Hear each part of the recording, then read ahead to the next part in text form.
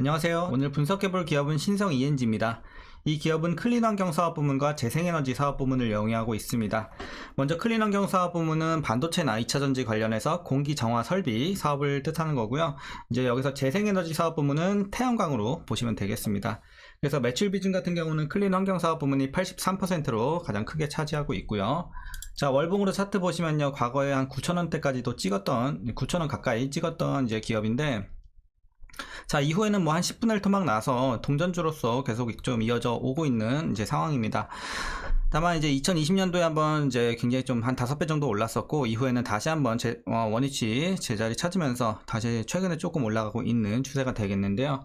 자, 일봉으로 다시 돌아와서 이제 오랜 기간 조정이 이어져 왔고, 최근에 한 몇 개월간 이제 좀 추세적으로 좀 올라가고 있는 이제 좋은 흐름은 이어지고 있습니다. 그러니까 이때 아무래도 보시면은 다들 아시겠지만 이제 주도주가 얼마 전까지는 이제 2차전지로 이제 계속해서 수혜를 입으면서 같이 올라갔던 거고, 이제는 반도체가 또 주도주가 됐잖아요. 2차전지가 끝나면서. 그래서 반도체도 수혜를 입으면서 올라가고 있는 현재 상황이 되겠습니다.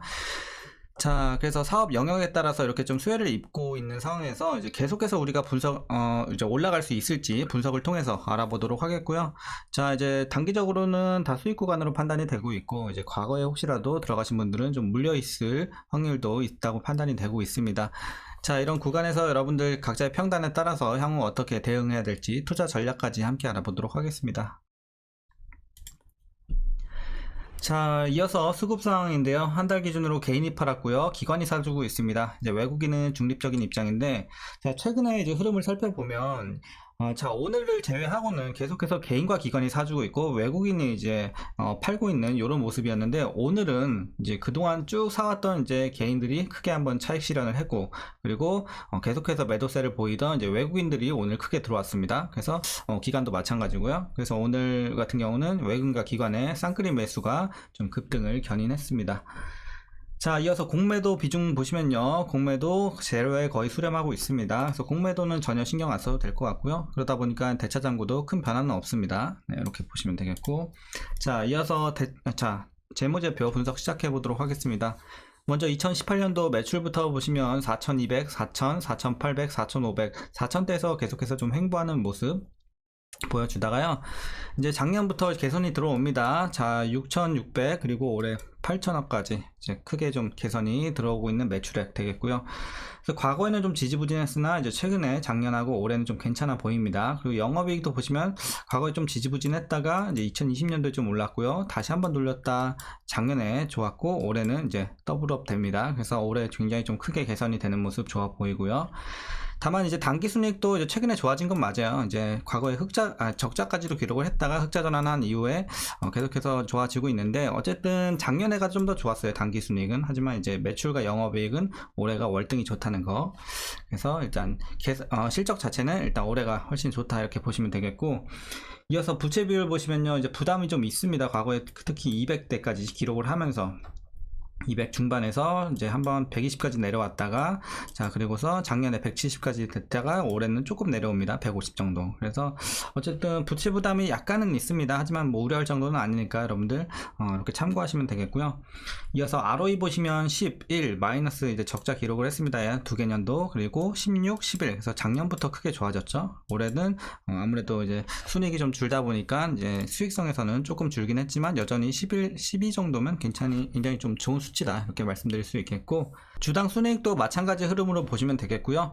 자, 아쉽지만 동사 배당금은 없습니다. 과거에도 배당을 하지 않은 것으로 보여지고요. 마지막으로 올해 추정 PER은 16.23배, PBR은 1.79배 나오고 있습니다. 자, 그리고 현재 주가 밸류 상황을 보시면요, 지금 일단 뭐 저점 대비해서 많이 올라가긴 했어요. 뭐 2배 좀 안 되게 올라가긴 했는데, 그래도 여전히 좀 싼 구간에 있다 여러분들 이렇게 보시면 되겠습니다. 그래서 많이 싼 건 아니고 약간 싼 구간, 약간의 저평가다 이렇게 보시면 되겠습니다. 자, 이어서 동사 관련 이슈 한번 살펴보도록 하겠습니다. 먼저 신성 ENG가요, 오늘 급등한 이유인데요, 삼성전자가 2027년까지 클린룸을 7배 확장한다는 소식에 오늘 강세를 보였습니다. 반도체 생산에서 많은 불량 혹은 고장의 원인으로 이제 세균과 같은 입자가 좀 지목이 됐어요. 자, 그래서 반도체 생산에서 클린룸의 이런 중요성이 좀 높아지고 있습니다.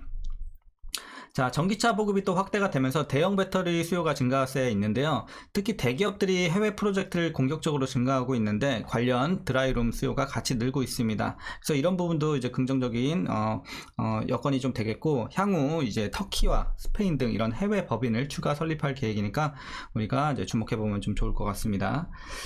자, 그리고 분기별 수주잔고는 현재 증가세에 있습니다. 이런 부분 좋아 보이고요. 특히 2022년 작년이죠. 작년 분기별 합산 수주잔고는 9,425억 원을 기록을 했는데, 이런 점을 감안했을 때 올해 실적 개선이 기대가 되고 있습니다. 왜냐하면 통상적으로 수주 이후 1에서 1.5년 내 실적이 반영되는 이런 경향을 보였습니다. 그렇기 때문에 이제 이제 작년 수주 같은 게 올해 반영이 될 것으로 점쳐지고 있는 상황입니다. 그래서 좋아 보이고요.